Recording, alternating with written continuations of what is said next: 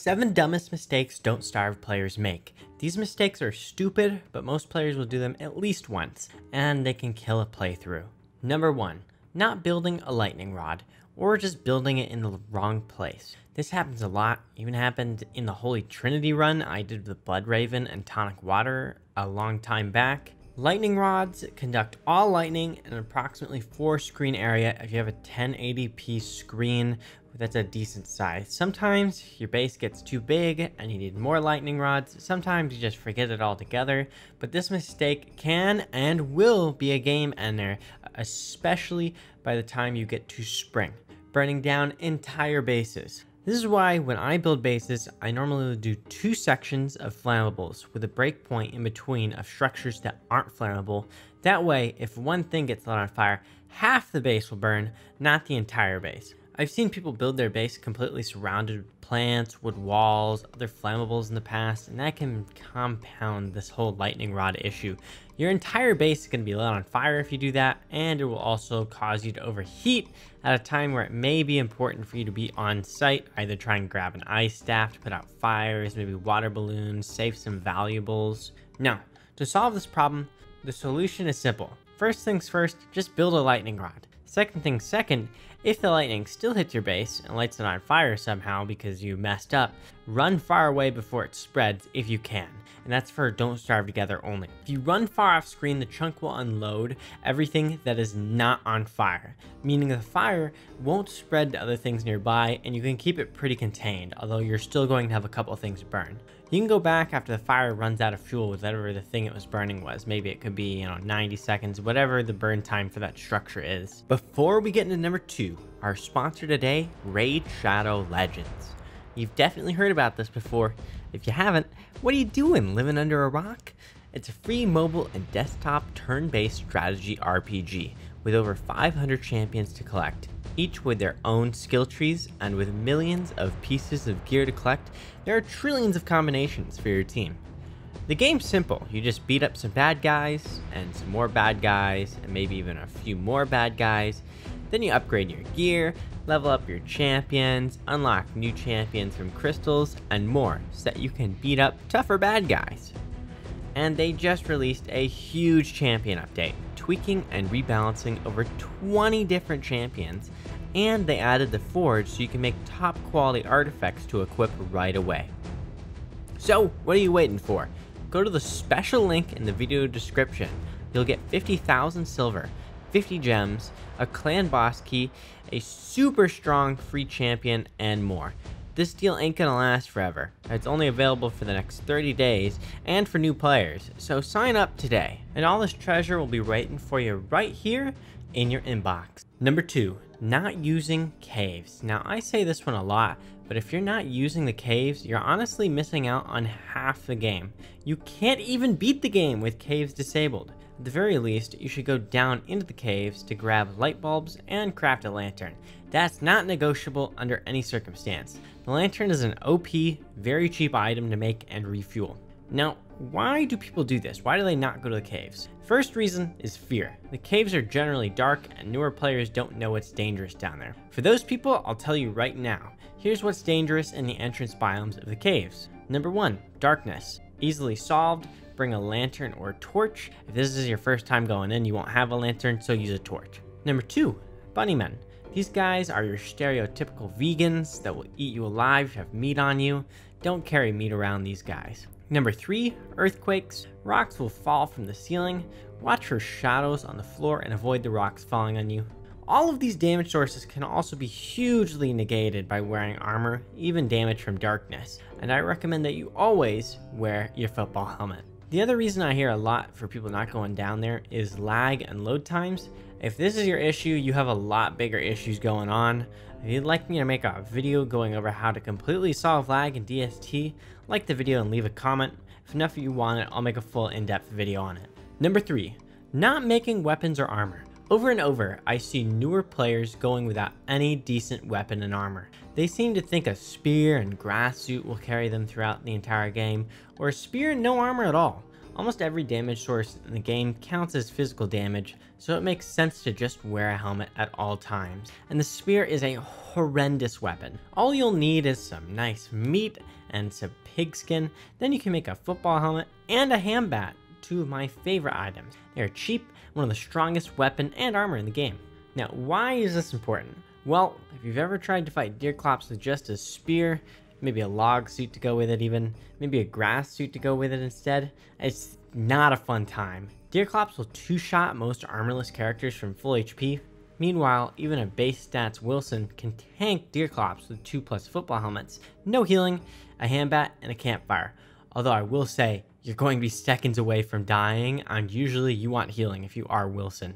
Even spiders without armor on deal 20 damage each. With a football helmet, they only do 4 damage instead. And you just need the hand bat. If you wanted to clear out spiders, for instance, they would take 2 hits instead of 3, which saves a ton of time and actually will save you from a lot of damage because you're killing enemies quicker than they can attack you. Not doing this is the #1 thing I see killing new players, so just make a hand bat and a few football helmets and help yourself out. Number 4, focusing on survival rather than thriving. This is another thing I see new players doing. They may say, for instance, I survived 200 days or I survived 40 days with such and such character. Now, if you're the person commenting this, you're a newbie. I gotta tell you that. It doesn't make sense to focus on survival. You want survival to be indefinite and to beat the game eventually by killing the ancient fuel weaver. If you're ever getting to the point where you're taking more damage than you keep up with or having your resources fall quicker than you can replenish them, or having your hunger drain faster than you can feed yourself, for instance, you will absolutely end up losing the world. It's just a given.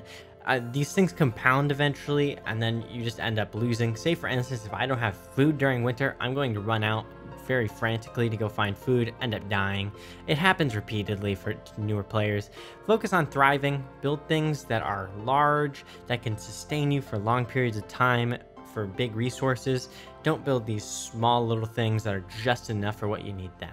You really need to have everything covered well beyond bare necessities. For food, all that means is you'll need a few crock pots, honestly. That way you can make great dishes in any season, and you won't waste time building rabbit farms, improved farms, you know, the norm for newer players. For winter, all you'll need then is 3 ice, which can be obtained by mining glaciers nearby 2 pangles, and then 1 monster meat, which you can get from, say, killing a spider. Pretty easy. And if you throw all that in the crock pot, it'll give you a meatballs, which gives you 62.5 hunger, which is almost enough for a full day. And you'll also have access to my favorite healing food, pierogi. With everything, look to have the best solution, not just a solution. Number 5, not gathering enough information. Knowing your surroundings is super important in DST. You really need to make certain that you have explored the map and know where your major resources are coming from. What's the best place for you to gather logs, food, rocks, twigs, grass, and more? The biggest thing I see players not exploring are wormholes. They're an instant teleport and you need to know where they go, especially if they're nearby to your base. Oftentimes they can open up a ton of new areas without needing to walk all the way across the map. There are 8 wormholes on every world, 4 pairs. I recommend you check all of them, because oftentimes basing next to a long-range wormhole can be one of the best base locations, purely because you have more immediate access to resources, and you can also avoid dangers. You also should take note of things like Pig King location, important biomes, wormholes, cave entrances, and places where there are non-transplantable resources such as reeds and cacti. And that leads right into number 6, which is choosing a poor base location. Some base areas are way better than others, purely dependent on what resources are nearby and what enemies are nearby. The 2 best biomes to base in are the Dragonfly Desert and Oasis Desert, while also considering basing by wormholes, which is purely RNG dependent. Generally, if you're more experienced, you'll want to base in the Dragonfly Desert as it has more resources, and you'll make a cave base in unison with your surface base. Meanwhile, if you're newer, the Oasis Desert can often be the better choice, as a sandstorm during summer can help you avoid accidentally setting your base on fire with spontaneous combustion. Here's what you should look for. My absolute favorite base location is when there are 2 wormholes from different pairs right next to each other. It doesn't even matter where it is at this point, I'm basing there. As long as they're from different pairs, so you know they go to different places and they're not connected to each other. I've seen that before too. This is going to be a great base location 100% of the time. My next favorite is the Dragonfly Desert. Normally I can find at least one wormhole in it and will base next to that. If I can't find a wormhole, I want to base as far away from the Dragonfly set piece as possible, wherever the most cacti is. Being next to the edge also helps as you can gather more tumbleweeds that way. Another possible location is the Oasis Desert, and you'll just base up at the dry lake in the middle. This will give you easy cactus around you and make summer a breeze by removing smoldering in the sandstorm. Now, I would recommend still that you would build a base in the cave, as that is generally just better. The caves really don't have any downsides during summer and you can just live down there. It's a pretty nice place to base. But, you know, if you aren't going to do that, Oasis Desert, not a bad choice. Now, do not base next to the spawn portal, a basic savanna, or the Pig King. These are all generally common base locations that operate very poorly. People base in savanna for beefalo protection. They're really only useful for killing frogs during frog rain as far as protection goes. Hound attacks can be fought off easily with decent weapons and armor, and bosses would just wipe the herd out. Savannas also really don't have much else in terms of resources. The only useful resource they have is grass, which can be transplanted. Basing at spawn is done for obvious reasons. It's the first area the player encounters and an easily identifiable structure. There's really no other rhyme or reason to it, and realistically, there's no point basing here. Normally, there's not many resources nearby as it is a grassy biome. And then the Pig King is a bad spot to base because you don't really need the non-movable resource, the Pig King, very often, and everything else can be moved. This base location will also cause you to get attacked by werepigs on full moons, which just isn't a fun time. You could of course move the pig houses away, but at that point you're just throwing away the entire advantage too, so why would you base here?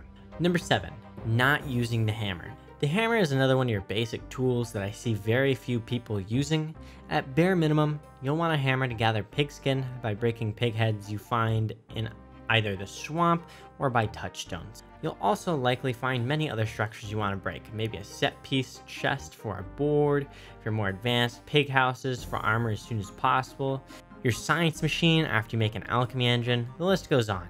Make sure to use this item to speed yourself up. It's a super valuable tool that shouldn't be neglected. If you neglect this tool, it can really slow you down is the issue here. So say for instance, if I'm telling you, you want to get that football helmet, if you don't use this tool, you're going to end up killing a pig for that, whether that be using another enemy or just yourself. If you're doing that yourself, you don't have access to good armor in the first place, so it's going to hurt a lot. And generally, you could just avoid that by hammering down a pig head or a pig house, so just build a hammer. Not too hard, doesn't take any science and DST. And that is all for this video. Gently tap the like button and subscribe button, they have feelings, and consider watching one of these great videos on the screen. Thanks guys, bye bye.